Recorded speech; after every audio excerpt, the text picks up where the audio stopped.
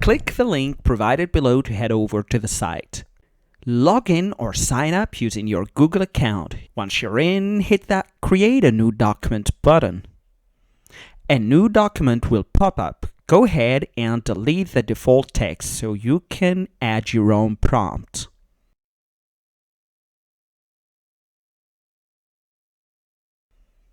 When the AI pop-up appears, scroll to the Advanced AI Tools section, select AI Wizard, and click Submit. Your AI-generated content will appear with a green background. Just click on it to confirm the text. To clean things up, hit Clear Formatting to remove the green highlight. Want to make changes? Highlight the whole text, click on the AI Wizard again, enter your new prompt, and hit Submit.